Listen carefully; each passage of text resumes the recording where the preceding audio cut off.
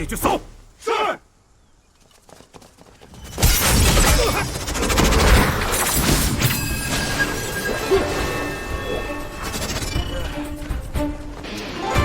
老子好不容易得空睡个觉，来了一群野狗乱吠。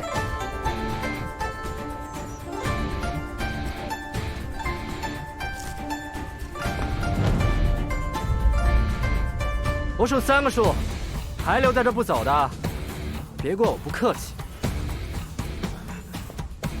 你是何人？1。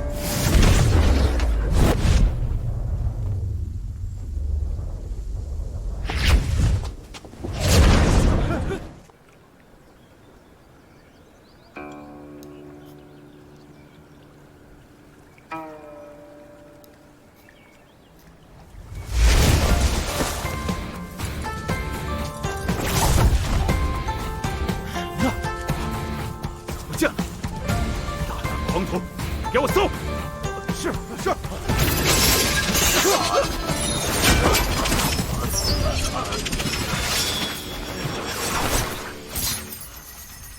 一环渡月，你是天上云，池云。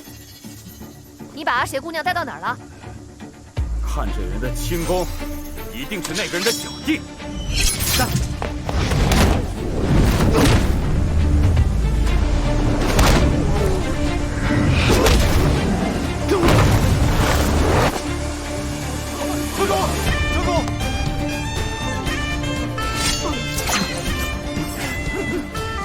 老子是不是黑道，还轮不到你这孬种来评说。池云，快交还阿邪姑娘！好让你们带回去，继续拷打。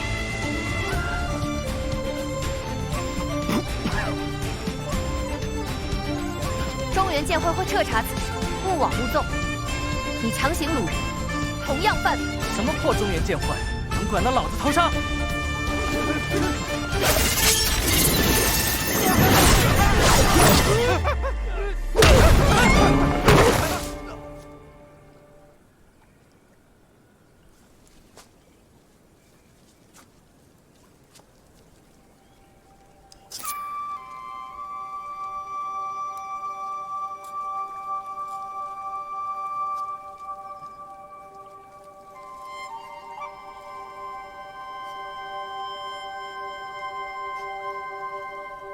她叫凤凤，她刚刚被吵醒，可否请姑娘帮忙哄一哄？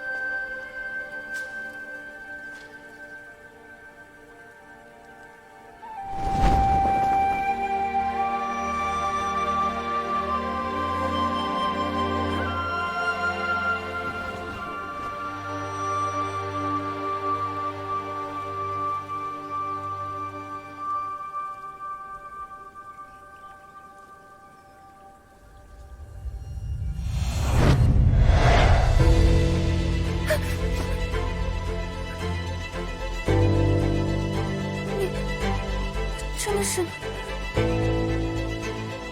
姑娘，见过我吗？容貌确实是一模一样，可眼神却完全不同。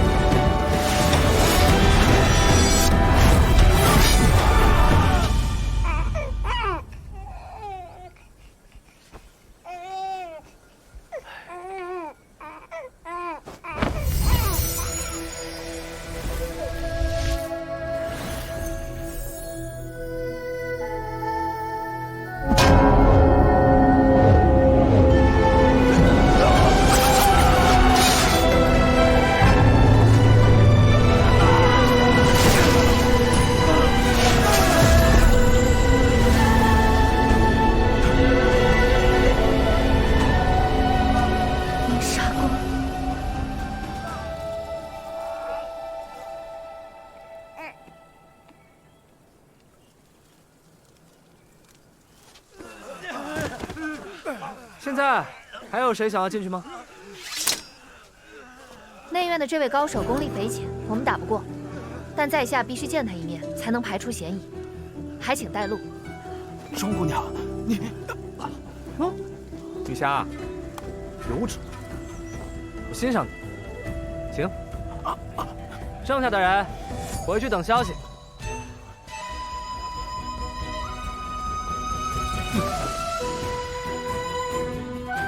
喂，说什么？钟姑娘，你要是敢动钟姑娘一根汗毛，中原剑会的少剑主是不会放过你的。刚才他说什么？啊？施主画上这剑，不要着凉了。唐丽慈，阿谁姑娘，刚才是让你帮我照看一下这位姑娘，没让你来抢我风头。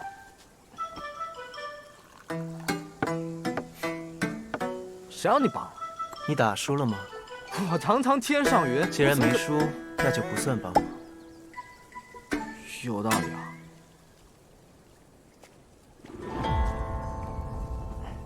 他就是凶手吗？凶手像他，像。身量样貌一模一样。可是，适才亲眼所见公子的阴杀之术，公子莫非出自江南周地楼？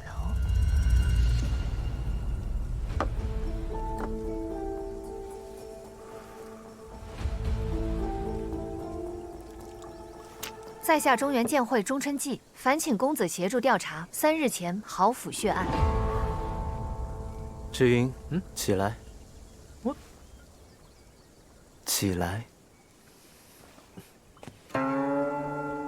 敢问公子，3日前戌时至亥时之间，人在何方，做些什么？谁可以作证？你明知非我敌手，为什么要进来见我？若我身亡，便证明公子与血案相关，以我一人之命换得一个真相，值得。你是邵延平的徒弟？邵延平正是家师。果然是这样，不然怎么会说出以命换真相这种话呢？你明知非我敌手，为什么要进来见我？在下奉剑会之令查案，如果阁下闪烁其词，只想折辱在下，那就莫怪在下以嫌犯的名义缉拿你。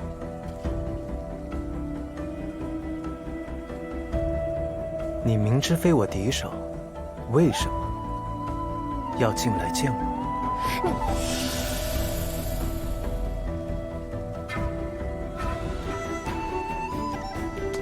唐狐狸，你是喝茶把喉咙喝坏了吗？怎么就会这一句话？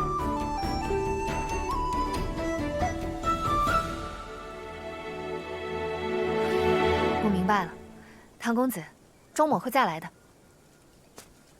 阿谁姑娘，我带你回去。阿谁姑娘留在这里会更安全。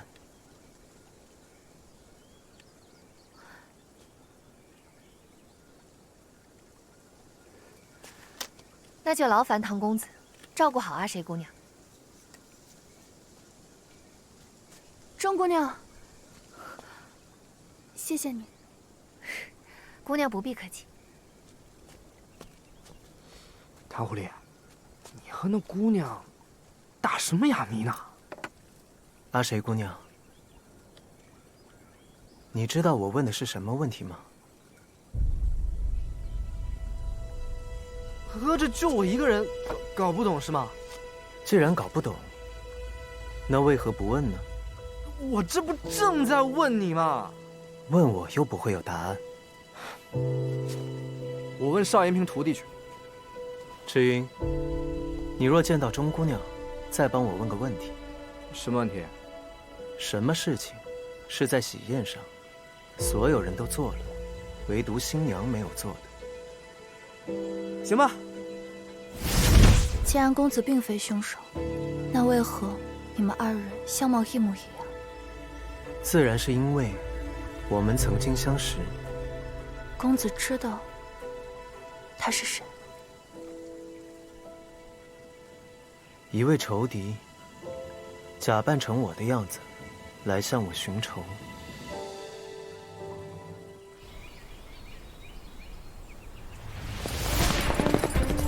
撤！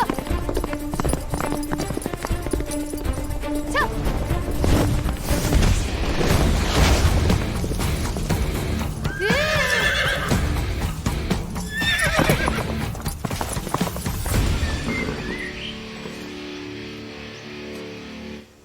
池少侠，你的跟班们呢？我让他们先去豪府了，我想一个人先去探探。池少侠匆匆赶来，是有要事吗？唐狐狸到底跟你说什么了？唐公子方才问了我3个问题啊，池少侠不是也在场听到了吗？没听懂。啊，唐公子问我的第1个问题，为什么要见他？是因为剑会要我调查豪府灭门血案，我领命而来。至于第2个问题，看上去是同一个问题，但其实意思各不相同。就是唐公子若真是凶手，我们显然不是他的对手，那为什么他不杀了我和阿谁姑娘？且为什么不逃？哦，原来如此。那第3个问题呢？啊，第3个问题呢，唐公子想问的，其实是你为什么会怀疑我？这便是要我去写阿谁姑娘指认他的理由。记住，而这个理由，当然是因为阿谁姑娘见到了凶手，能指认唐公子与凶手形貌相同。懂了。让他直说不就完了？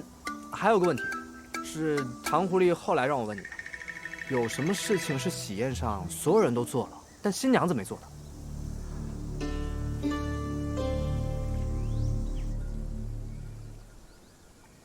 这案件迷雾重重，已知者中唯一可疑的，便是那杨尚清了。你是怎么猜到杨尚清头上去的？因为阿谁姑娘明明是受害者，但杨尚清却对她用重刑，显然是急于结案。那么他作为凶手的可能性极大。我早就觉得那个姓杨的是凶手。但是仵作又说，这受害者死于阴杀宫，浑身没有任何外伤，只有双耳出血。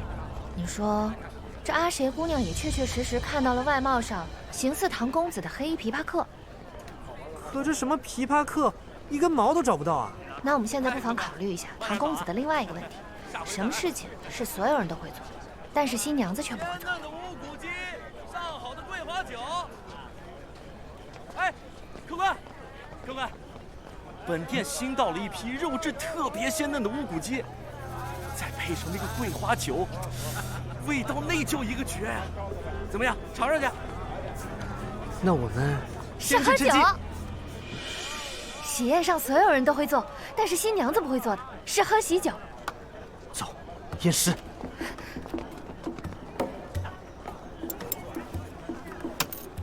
接着。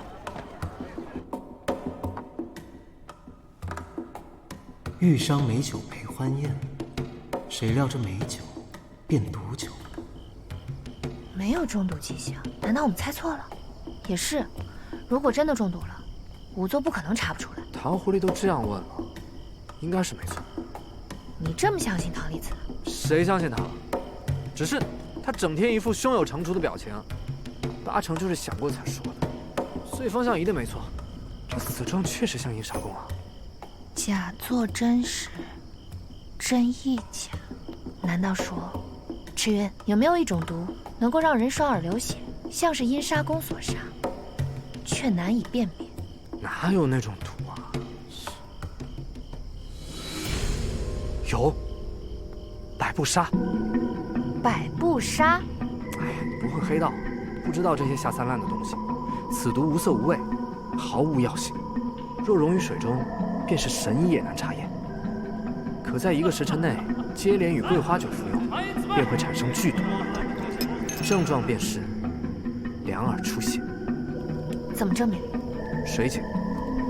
煮菜、炒菜都需要用到水，宴会开始前，宾客也要喝茶水，所以水井里面肯定有线索。我去酒窖找桂花酒，你带着人去找宴席剩下的酒菜。如果我没猜错，那里面都不会验出毒，一会儿水井集合。果然如你所言，酒和菜都单独验不出毒来。现在将酒水混在一起试一下，就知道我猜的对不对。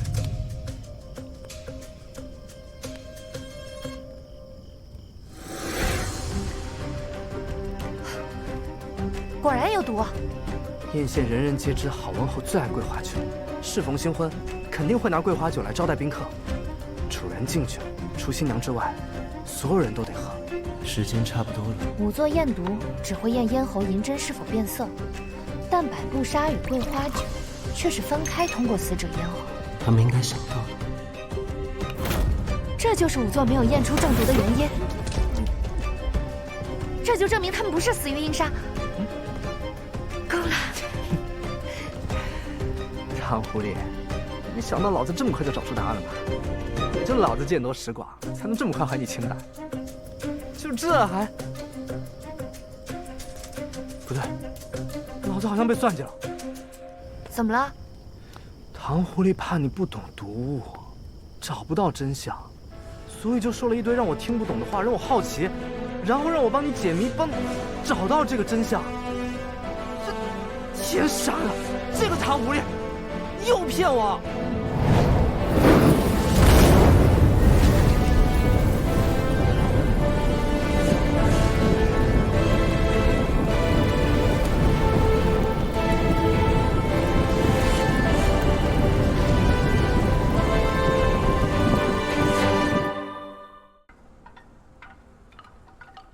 赤云，我还是觉得有点不对劲。哪不对劲？杨城主的动机是什么？这还有什么好猜的？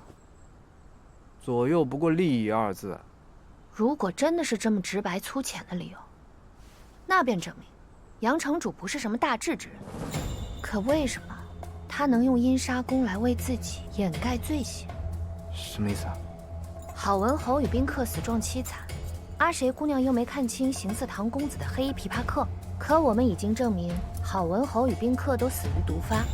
那黑衣琵琶客从何而来？4年前，周地楼一夕之间覆灭，阴杀宫早已绝迹江湖。如果杨城主真的能找到一位阴杀传人，来为自己掩盖下毒的罪行，那他一开始就不会选择用下毒这种卑劣的手段，而且还做得如此隐晦，像是在隐瞒什么。你是说，有人要害唐狐狸？你要干嘛？把杨尚卿给我，打3天，他连隔壁城丢的狗都承认是他偷的。等着。哎，池云，不行，这是屈打成招。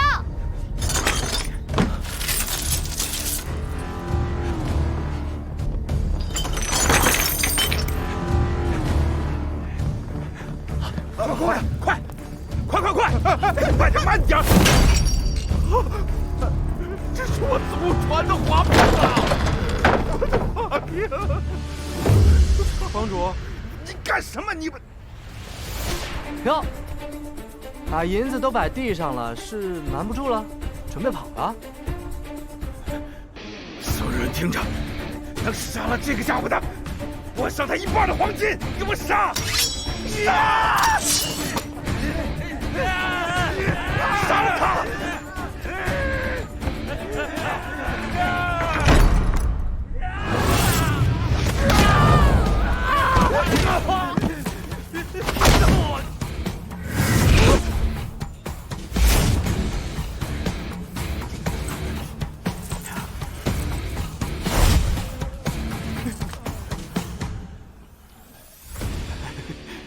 大侠功夫实在了得，这银两都是你的。来人，帮大侠拿过去，拿过去。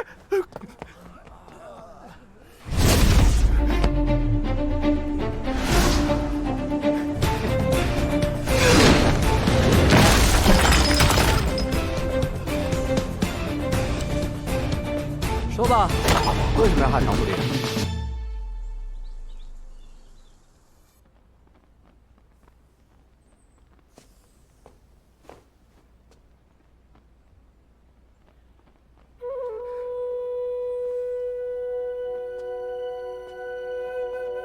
公子请进。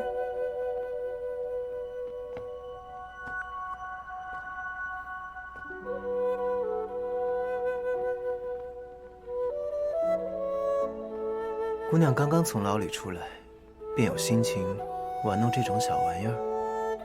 今日见到凤凤，心生喜爱，加之这些时日经历跌宕，总想找些事来分散心神。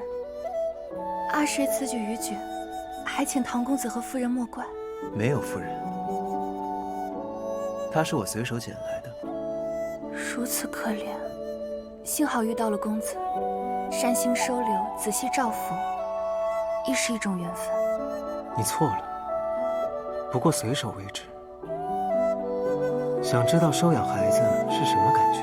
但你不还是给他起了名字？有了名字，就有了羁绊。千载逢无力，断行旧日词。那就叫你唐丽辞吧。如今看来，无论如何，我都不是他。人之初，性本善，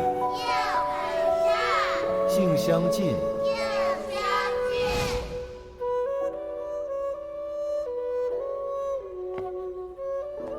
姑娘，你嫁给郝家，是卖身葬父，横遭此难。若觉得心中难安，不妨去寻方丈，求一道清心平安符，很是灵验。好城主恩情，阿谁无以为报。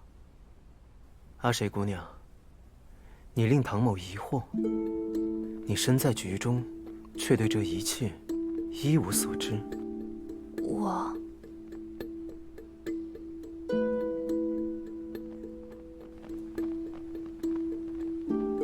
看来，你不过是他用完即弃的棋子，一个借以开局的引子。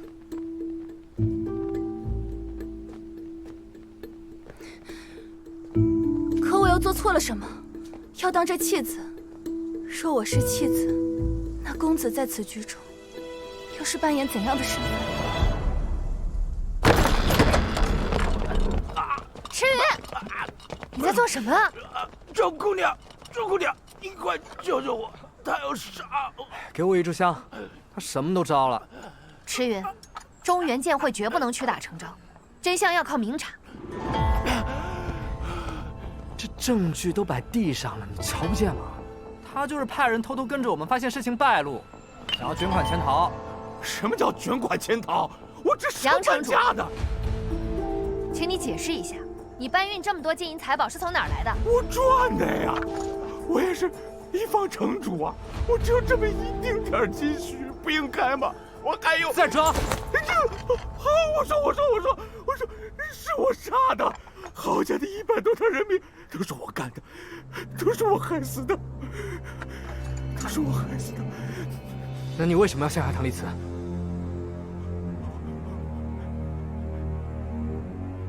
死到临头还嘴硬！不是的，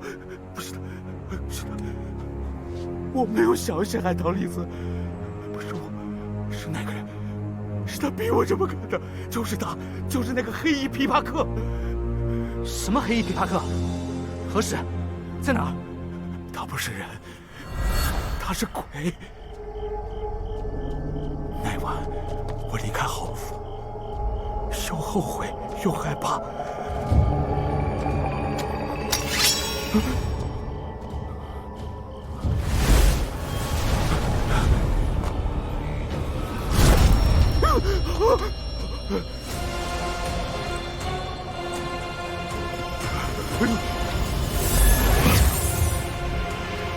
下毒灭门，背信弃义，你做得很好，值得惨死的奖励。别杀我！你要什么，我都给你。别杀我！你向郝家100多口人下毒，他们本该死得无比凄惨，而本尊则以阴杀让他们在美丽的幻梦中死去。你若还想安享城主之位，就带中原剑会的人去郊外古寺找我。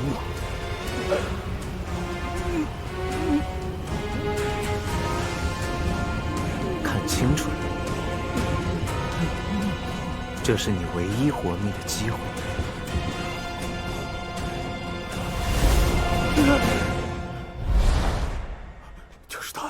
就就是唐丽子，就是唐丽子。公子说，凶手是你的仇敌，可若真的如公子所言，他如此嫁祸陷害于你，公子为何不以眼还眼，以牙还牙？还是说，他并非仇敌，而是仇敌，也是曾经的朋友。阿谁冒昧，敢问公子是怎样的朋友？怎样的朋友？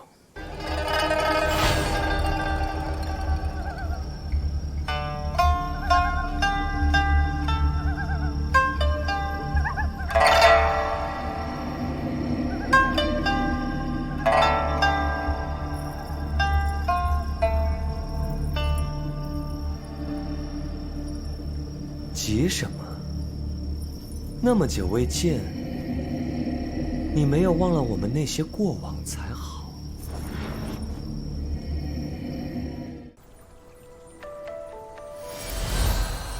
一个恨不得上天下地也要杀了我的朋友，一个我恨不得上穷碧落下至黄泉也要找到的朋友。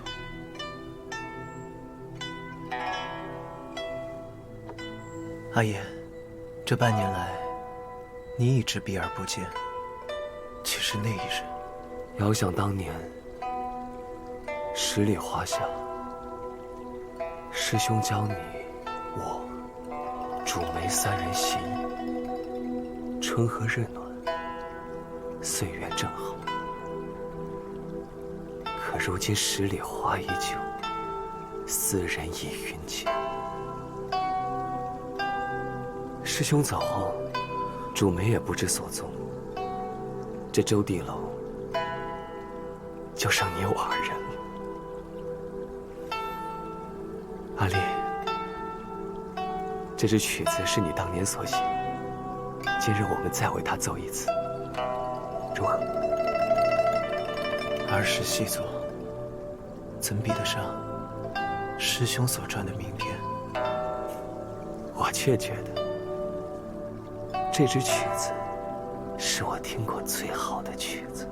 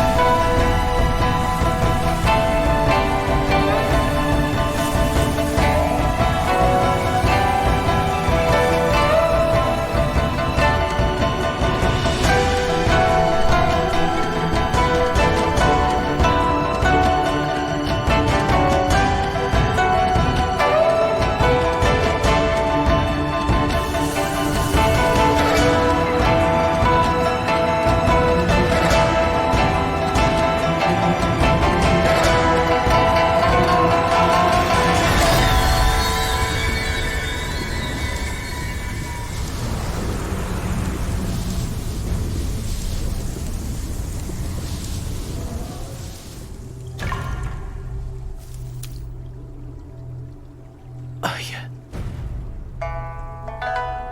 唯有此曲，才配送你上路。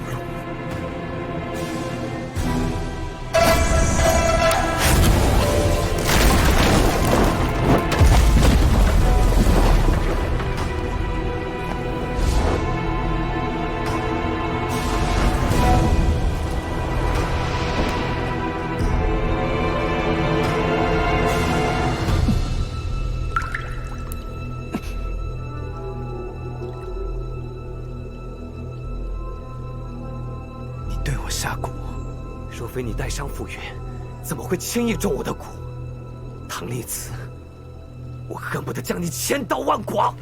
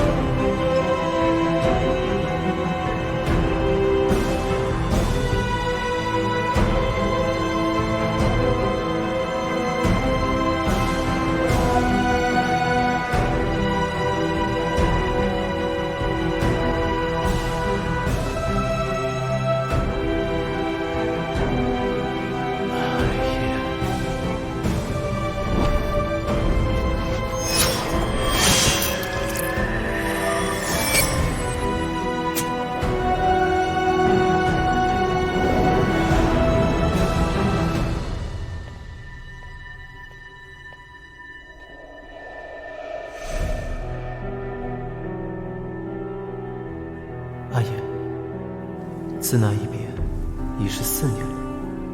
你杀我1次还不够，如今又以豪府血案引我入局，再杀之。既然如此，我便遂你的意，看看4年后，你还能不能杀得了我。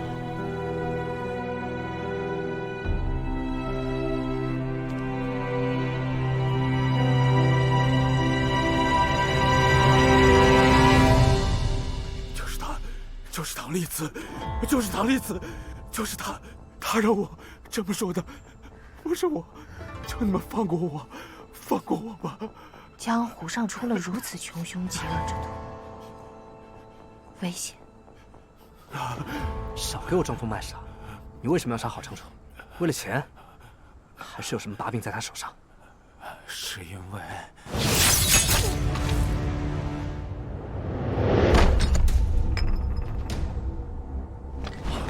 什么人？赤云！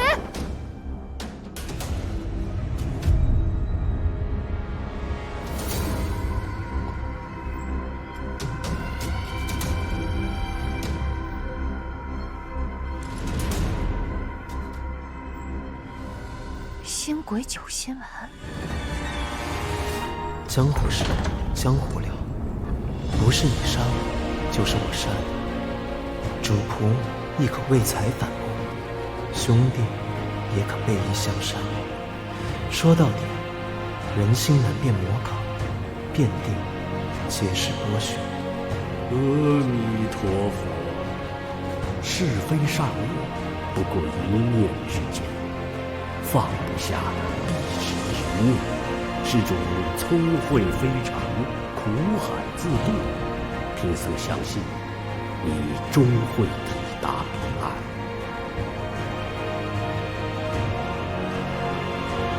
阿爷，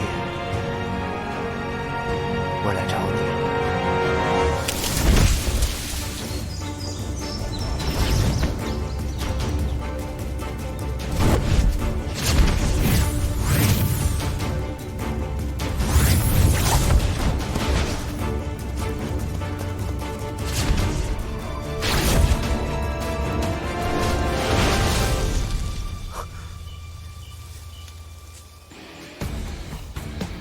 论轻功，谁能比得过我天上云驰云啊？嗯？哎，留下！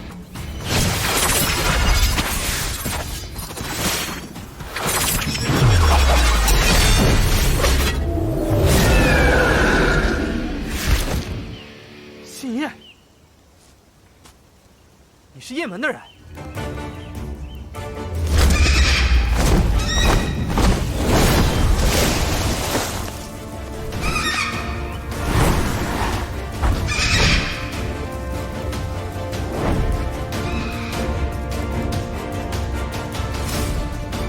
娘的，忘了雁门还有这绝活！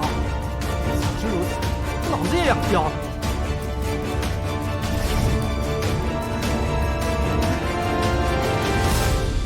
这个池鱼上哪儿去了？钟姑娘，钟姑娘，还谁姑娘？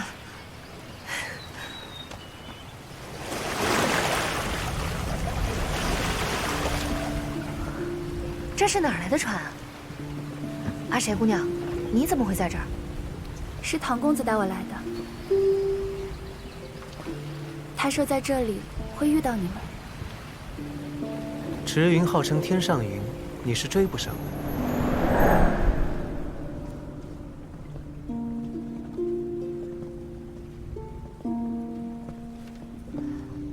唐公子为何会在这儿？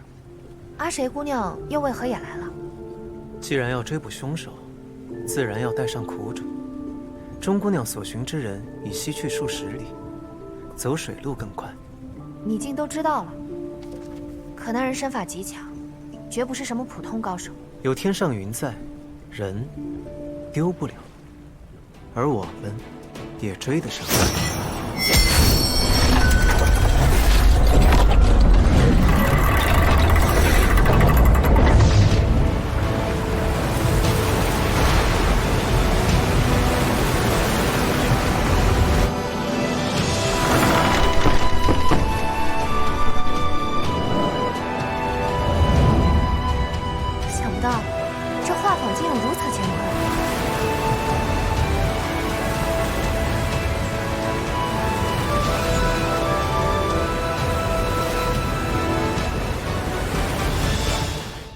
不过，唐公子为何会笃定池云会往这边来？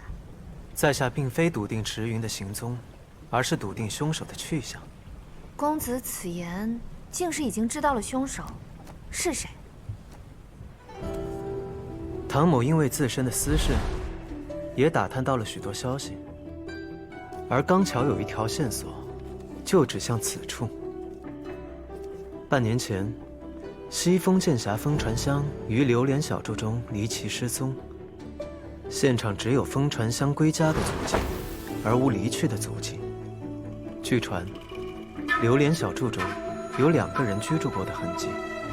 风传香失踪后，这位神秘的同住人亦不知所踪，而答案便在这一物之上。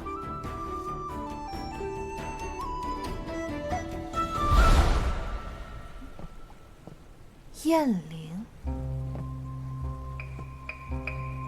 羽长而韧，色润灵风，这并非普通的燕翎。信眼，雁门的信眼。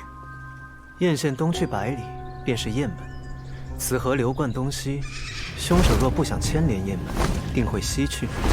即便途中生意转而东飞，也会正好与我们撞上。 可是，这不可能啊！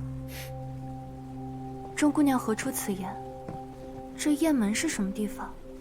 雁门最早乃是绿林出身，后被前朝招安，成为了驻守雁门关的军户，一手训雁术十分了得。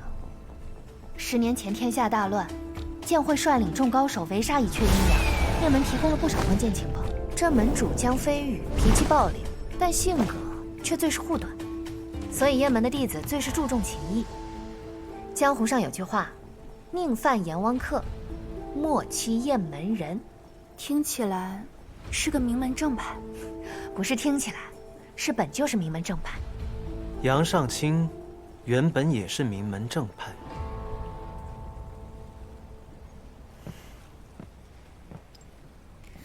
这是我从杨尚卿身上所得。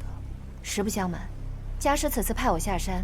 不仅是为了豪府血案，也是为了这件事。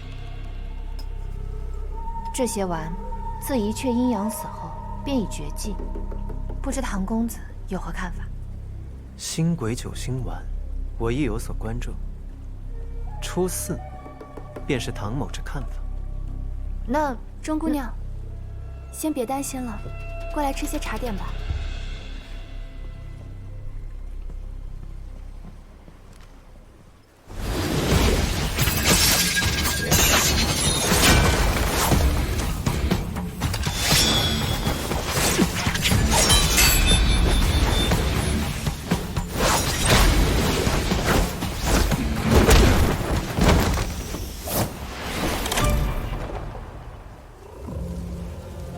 说吧，你小子什么身份？谁派你来杀人灭口的？不说话就没事了。你不要逼我！哼，不逼你，不逼你，我陪你跑下100多里路，玩呢？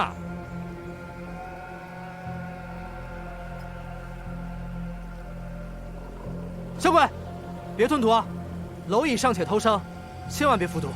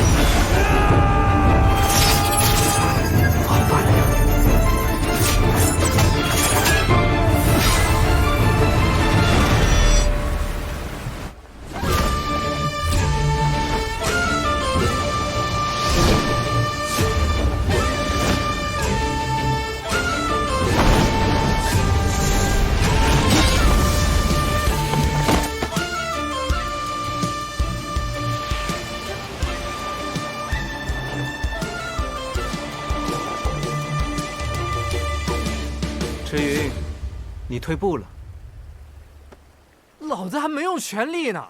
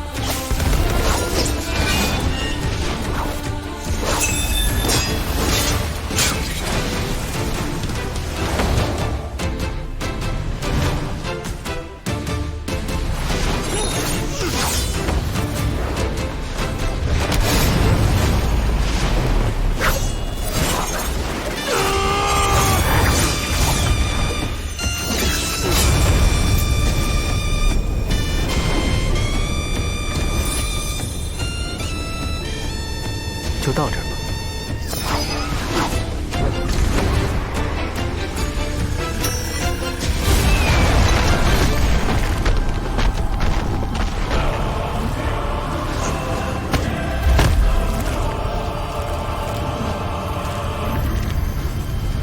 哇！当场给爷爷跪下！那个灭口阳上清的杀手，竟然是江澄。钟姑娘认得他。江城是雁门少主，为人正直，侠肝义胆，与西风剑侠是至交好友。两人常在剑王城辖下花溪一带锄强扶弱，并称花溪双侠。半年前，西风剑侠于家中离奇失踪，江少门主也没有讯息，他怎么变成了这样？念叨啥呢？蓝狐狸，你念叨啥呢？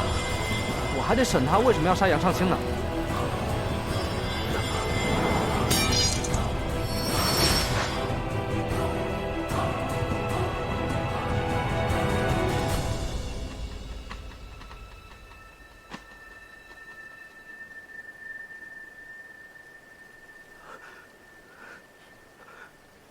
有人受伤了吗？装什么啊？我确实是不记得了。江少门主，你认错人了。我不是什么江少门主。我1年多前在中原剑会见过你跟风剑侠，不会有错。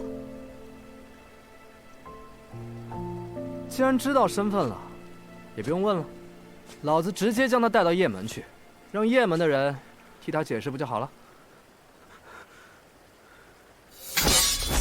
唐姐，唐公子，你受伤了。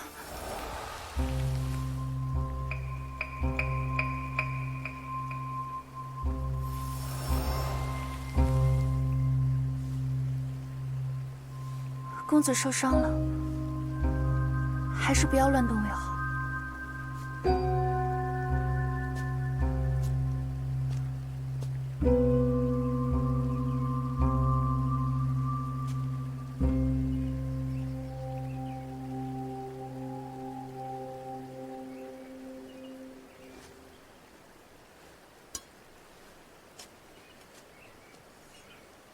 你不怕死，是担心自己的所作所为败坏了雁门的名声。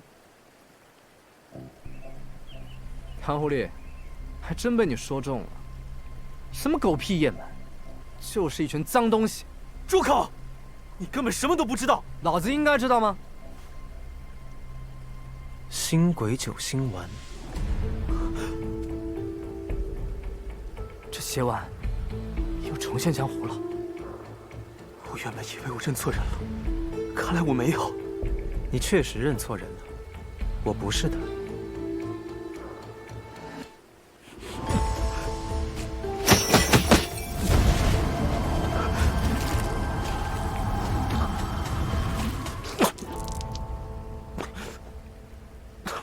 你中毒已深，经脉逆行，命不久矣。你不怕死，但你也不想现在死。你还有事情没做完，对吗？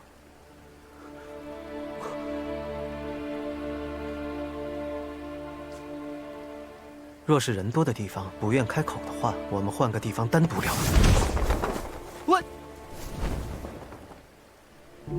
有什么事情是不能当众说的？这唐狐狸，神神叨叨。阿水姑娘，方才唐公子的伤势如何？钟姑娘安心，带我回去再为公子上一些药，便无大碍。不过池公子，这星鬼九星丸究竟是何物？为什么你们每个人提到都是一副谈之色变的模样？那是前朝国师极乐教主一阙阴阳用来操控人心之物。操控人心？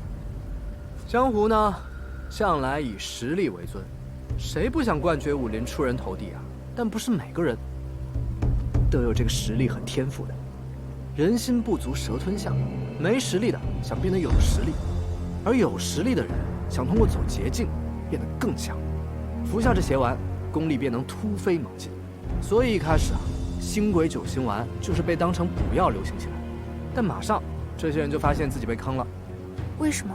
服用邪丸之人，须得终身服用，否则就会发狂而死。于是掌控邪丸之人就掌控了这些人的性命。一阙阴阳当年就是靠这样的方法掌控大半的江湖的。1年多前，我与家父发生争执后，便去投靠传香。我们一起住在花溪山上，切磋武功，行侠仗义。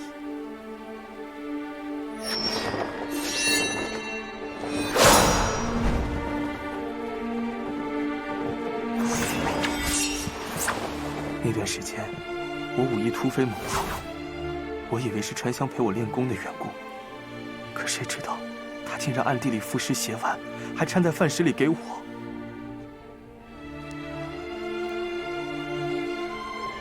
后来我知道这件事后，去质问他下药的缘由，他不肯告诉我，只让我相信他，说他会帮我。江城，请你相信我，我会帮你的。我不要他这种所谓的帮助，我也不需要靠这样的方式得来的功力提升。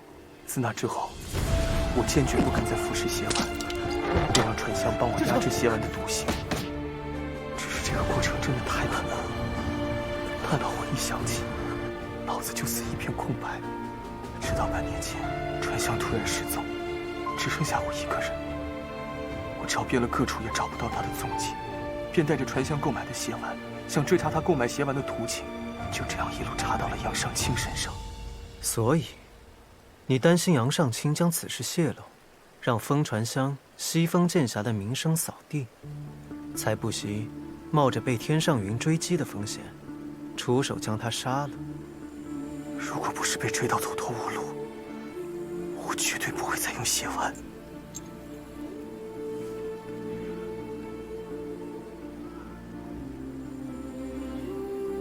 风拂芦花地，月碎花溪山。我们曾是这样好的朋友。唐公子，我想找到传香，问他为什么害我。明明是生死相交的朋友，为什么要自相残杀？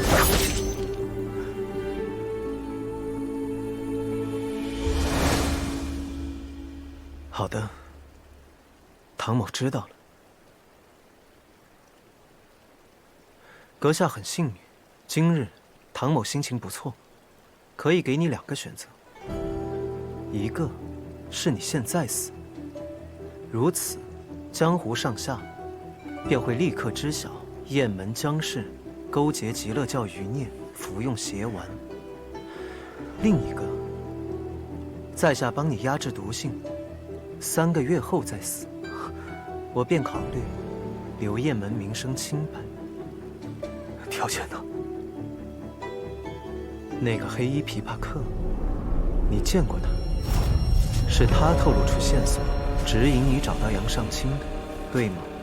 他和你长得一模一样，他四处杀人，又四处救人，他是个疯子。他在哪儿？他哪里也不在，却又无处不在。你找不到他的，只有他想见你之时，他才会出现。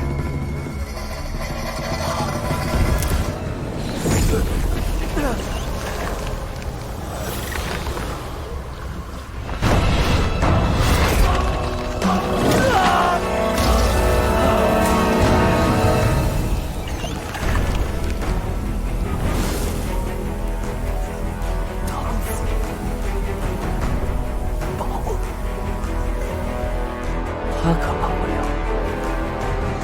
因为他都难以自保。报！江门主，前面芦苇荡发现双门主踪迹。唐狐狸！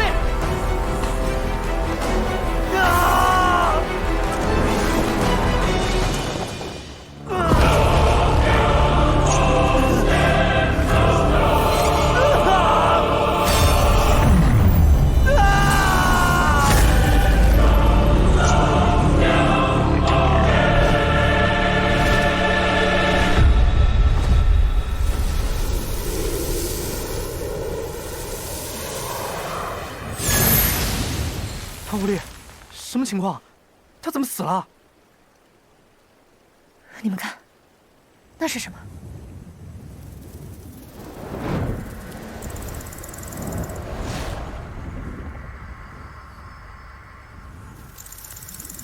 这东西是……蛊，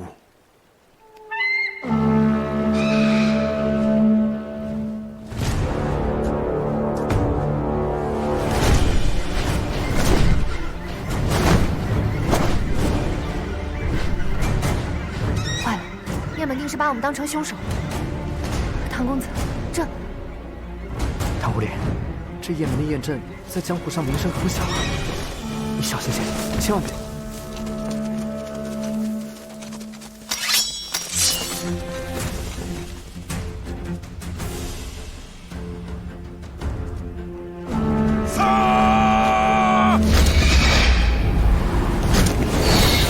杀人者唐立慈在此，愿回雁门受审。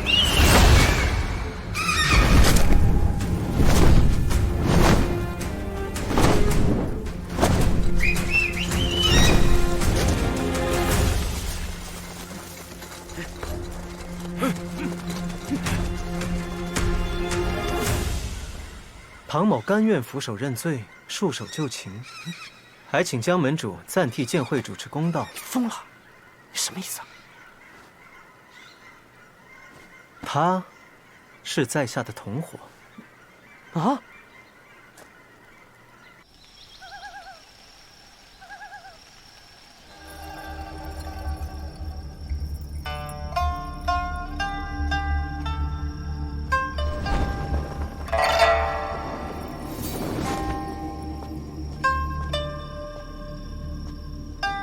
尊主，您交代的事情，属下都已经办得差不多了。只是您现在贵为风流殿尊主，别说是一个躲在燕县破庙里的唐立慈，就算是中原剑会的邵延平，只要您愿意，取他性命也是易如反掌。恕属下愚钝，尊主为什么不直接杀了唐立慈，反倒耗费心力去做那些事？像他这样的怪物，直接杀了还有什么意思？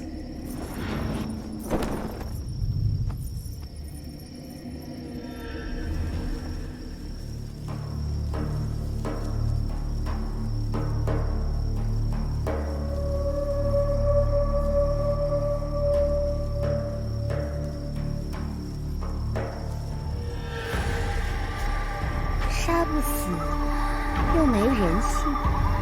唐立慈当然是个怪物。花无言，我说的对吗？红姑娘，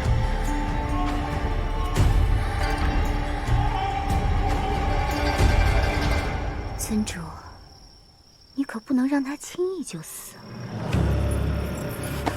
我能杀他一次，就能再杀他第二次。小红，你说，这次我怎么杀他才好？当然，要让他感尊主所感，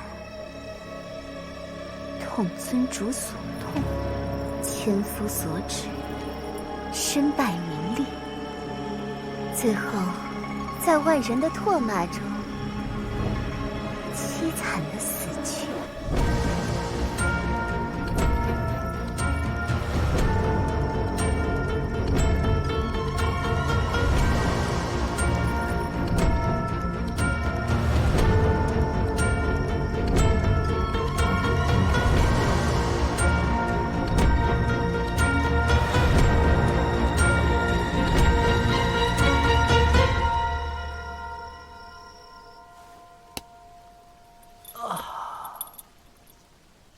来人呐！我跟他不是同伙，我就是一个路人，放我出去！我真的是冤枉的。嘿，你说这雁门，人在笼子里面，鸟在笼子外面，这雁门真是个不讲规矩的门派，真是小刀拉了腚，开了眼了。石云，别出声。怎么，有计划？耳朵疼。你，老子跟着你倒了8辈子血霉了，杀人者唐立慈在此，你是不是有病啊？你自己要进来，你自己进来就好了，你带我干嘛呀？我怕一个人无聊啊。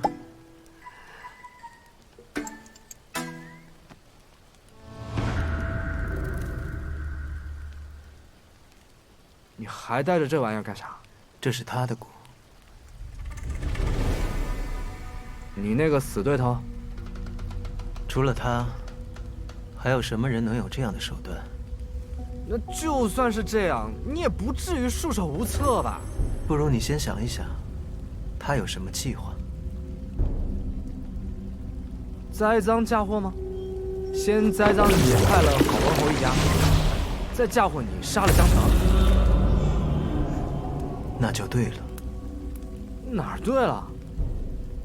现在除非死人复生，否则没有人可以证明我的清白了。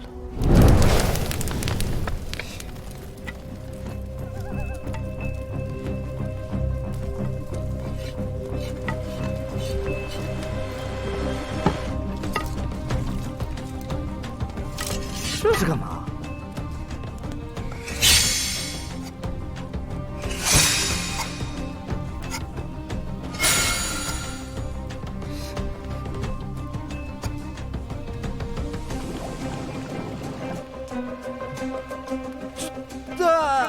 张狐狸，下面看过来要捉我们呢！嘘，你真的太吵了，我有些后悔带你进来了。你不要磕你那个木头了，你想想办法呀！他捉你等我一壶18吃，谁都跑不了。办法？啊？可是我没有办法。那你这……因为我就没有想过要自己出去。唐丽子，你有病是吧？你是真有病，我确定了，你就是真有病。你他娘！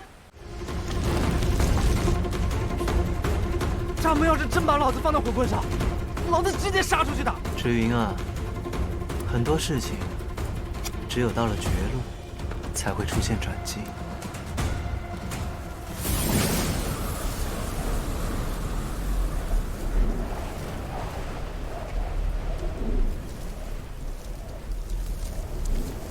什么情况？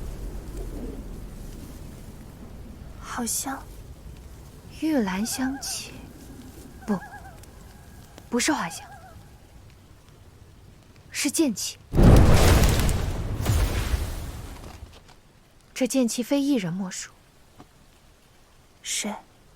那位传说中失踪了很久的西风剑侠风传香。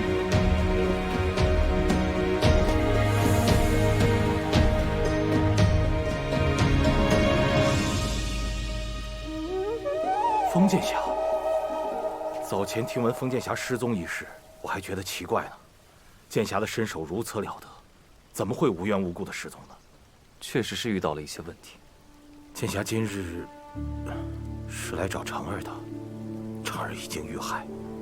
我知道，知道为何还要熄灭那些火？便是要那杀人凶手受尽3刀6洞之刑后，在少城会以祭奠长儿的在天之灵，你知道吗？某可以很肯定地告诉江伯伯，江城的死牵连甚广。某与江城乃是至交，断不会做出欺瞒您之事。你知道？确有蹊跷。若是江伯伯愿意相信某，可否将此事交由某来处理？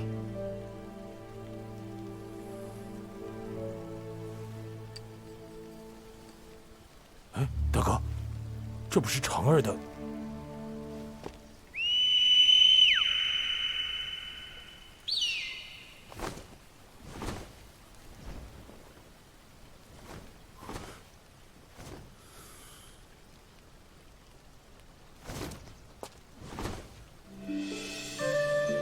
江伯伯，现在可愿相信我？你想要如何？某想要那位唐公子。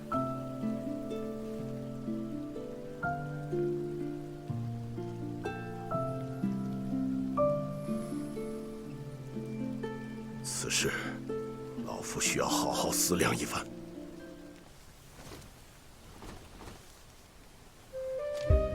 长儿已经不在了，你为何还不走啊？你自由了，想去哪儿就去哪儿吧。走吧，走。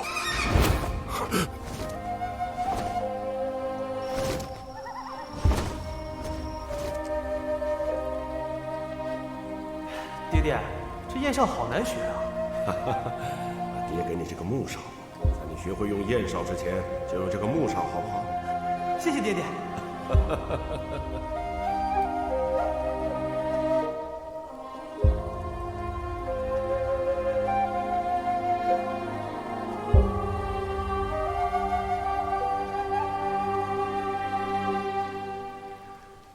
你来做什么？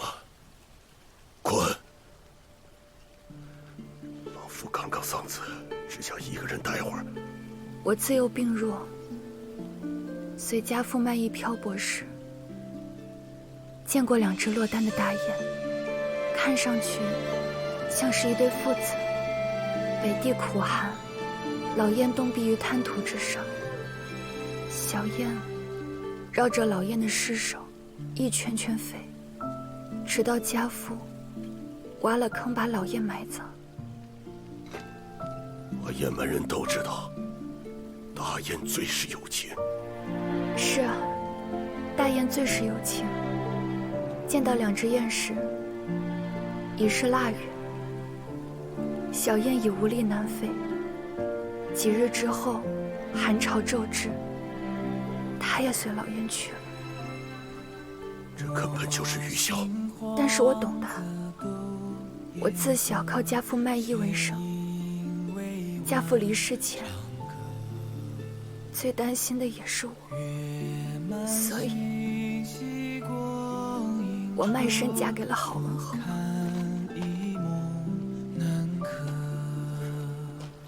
你怎么这么愚蠢呢？你爹不会想让你这么做的。只有当爹的才懂当爹的苦心，但也只有当子女的才能明白孩子对父母的如沐之情。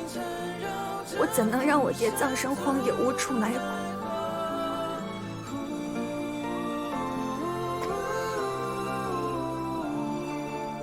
江公子身亡前，一直心挂雁门青云，甚至不惜自尽周护。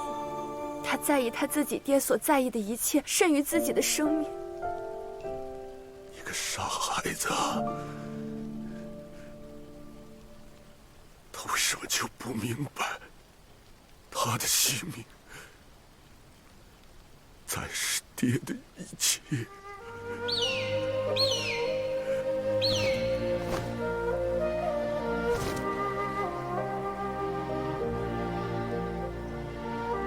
我们都会为了亲人做出自认为对的事，但这样真的好吗？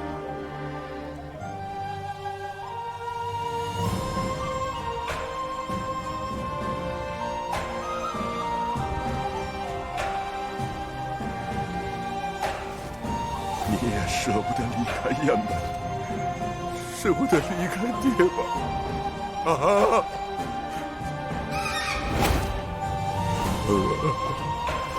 成啊！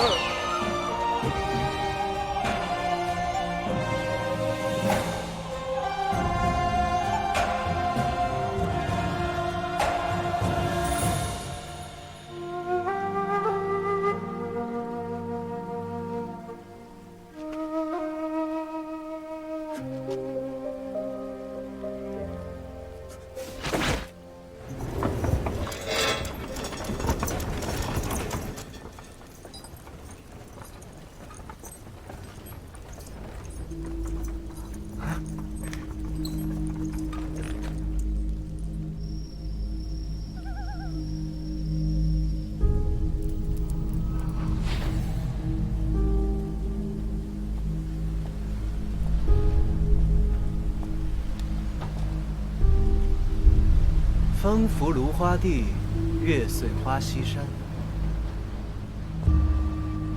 唐公子，初次见面，在下风传香。唐公子，怎么了？月色不错，不是吗？惭愧，好友离世，某还未有心情欣赏此等美景。听闻唐公子是江城身故前见过的最后之人。江城生死前，身旁除了在下，的确没有旁人。江伯伯骤逢丧子之痛，捉拿了公子，令公子受屈，还请公子不要见怪。封剑侠可真是君子啊！难道他们没有告诉你，我已亲口承认杀害了江城？唐某自作自受，算不得委屈。我虽不知公子为何要揽下这等罪名，可是听封剑侠所言，你是笃定我不是凶手？对，因为毒不是你下的。他们怎么给我们放下来了？什么情况？因为封剑侠给唐公子做了担保，江门主不信我们，倒是很信那个封剑侠。是那个失踪的风传香？是。料想他失踪一事应该也只是讹传，不过幸好他及时赶到，虚惊一场。某来此，就是为了缉拿真凶，替死去的好友报仇。请公子助我，这对在下有何好处啊？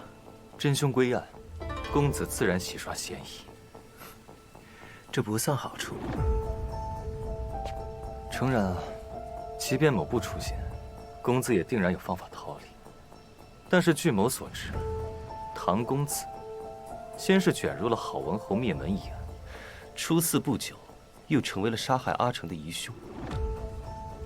唐公子，即便你能逃出雁门，又能保证没有下次吗？